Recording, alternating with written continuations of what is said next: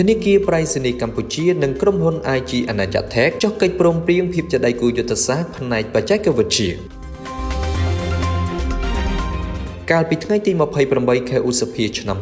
2025ធនាគារប្រៃសណីកម្ពុជាបានចុះហត្ថលេខាលើកិច្ចព្រមព្រៀងភាពជាដៃគូយុទ្ធសាស្ត្រផ្នែកបច្ចេកវិទ្យាជាមួយក្រុមហ៊ុន IG អាណាចក្រថេកក្រោមគោលបំណងពង្រឹងភាពជាដៃគូក្នុងការផ្គត់ផ្គង់ដំណោះស្រាយបច្ចេកវិទ្យារបស់ IG អាណាចក្រថេកសម្រាប់ធនាគារប្រៃសណីកម្ពុជាឲ្យកាន់តែរឹងមាំនិងទូលំទូលាយព្រមទាំងពង្រីកកិច្ចសហការអភិវឌ្ឍនិងអនុវត្តបច្ចេកវិទ្យាទំនើប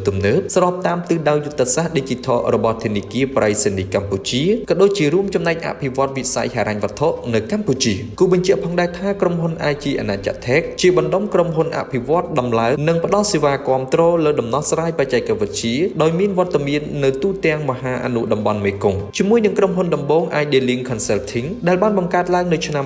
2012 IG អាណាចក្រថេកមានគ្រឹះជំនាញនិងបទពិសោធន៍ក្នុងការអភិវឌ្ឍដំឡើងនិងផ្ដល់សេវាគាំទ្រលើដំណោះស្រាយបច្ចេកវិទ្យាហិរញ្ញវត្ថុនិងធនាគារព្រមទាំងបានពង្រីកនិងពង្រឹងសមត្ថភាពទៅក្នុងវិស័យ IoT ទីក្រុងឆ្លាតវៃ កាតឆ្លាតវៃ អត្តសញ្ញាណកម្ម Digital Blockchain Computer Cloud មជ្ឈមណ្ឌលប្រតិបត្តិការសន្តិសុខព័ត៌មាន Security Operating Center